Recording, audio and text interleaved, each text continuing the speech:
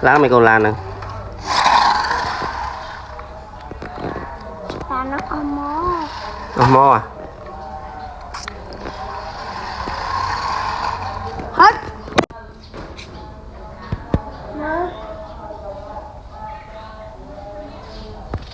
nhanh rồi nè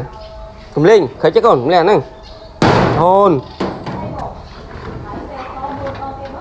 khơi đã khơi cho người ngò khô cho nó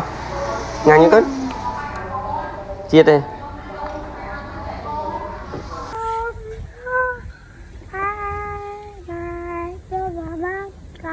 xôm đâu đi mà xôm phụ đẹp đam đâu đi mà xôm chua tê ra ria sama sam tiền oi rục riêng con chỉ miệng con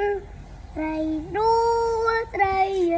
không rầy ông xôm rô ra mà lô mây mây lia lông mây phong cà la cà mò rôm rô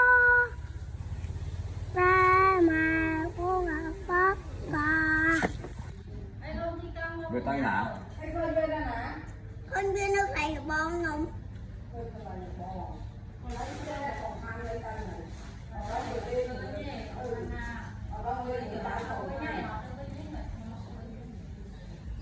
mày có bầu mày lại được cây vậy đó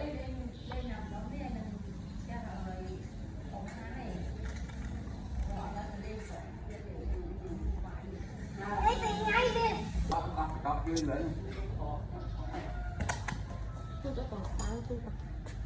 bóng thuốc nè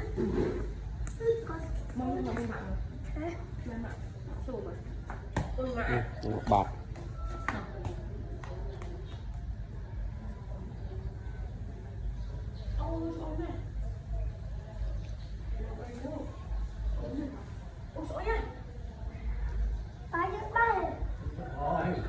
nghi mã xanh này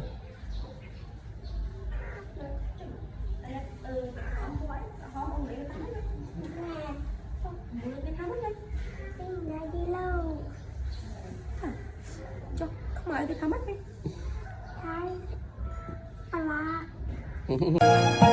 chia cặp vật nàyមនុស្សត្រឹមត្រូវត្រូវតែដើរផ្លូវត្រឹមត្រូវ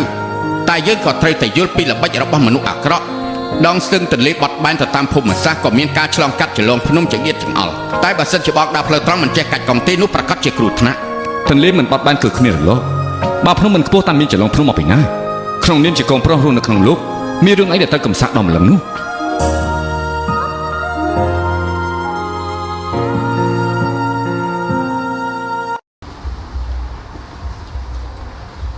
chụp nhâm mà đây chụp nhâm mà đây chụp nhâm mà con mình nhâm tại khổ chứ từng pin đâm mới nói nhâm tại khổ chứ con trai chuột con trai chuột ở tỉnh con trai chuột đã khâu khổ chứ này khổ miền Sài chụp dẹp đấy hoặc là Signora, scimpanzini, bananini, bonbombini, gussini, tripi, troppi borbaloni, luli lolli, tung tung tung, sahur, ta ta ta sahur, din din.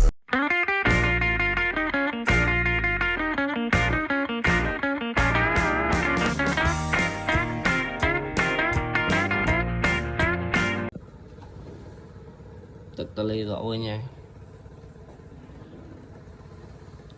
ទឹកតលេស្រកចឹងទៅនេះមើល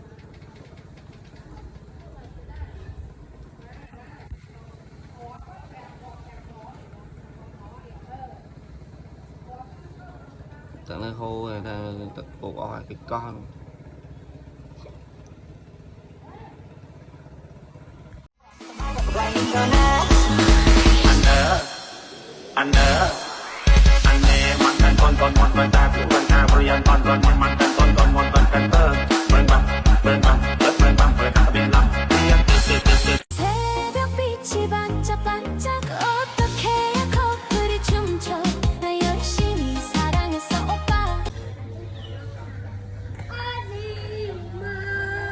đúng không phải hiếm con phải hiếm á cho một đò nó chuẩn bị vậy đây nè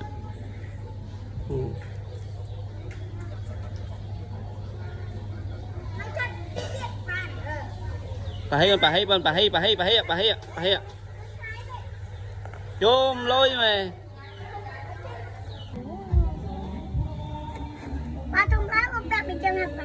đặt còn trong lá con bạc riết bị chân chứ còn pư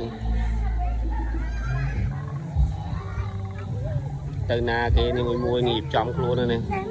để mà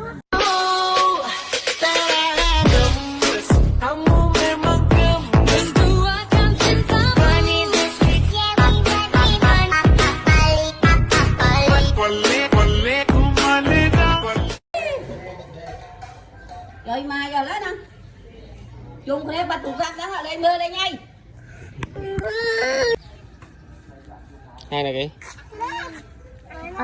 thì dân sọc cái nó còn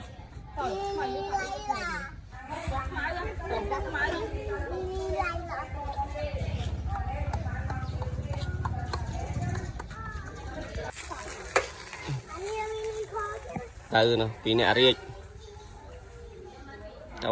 tàu à nhà riết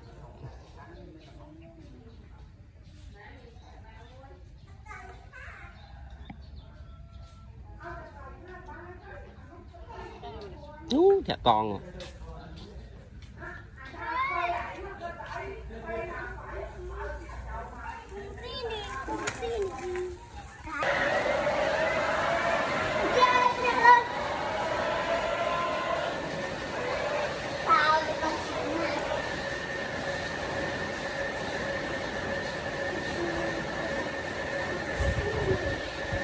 cái súp ly nhỉ xin chẳng mày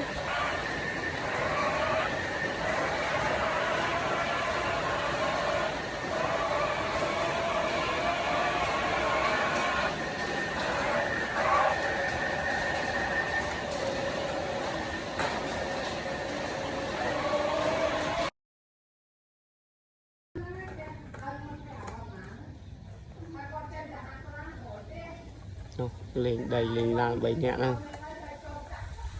hai con đấy nâng riết là poi hai con đấy sẽ poi style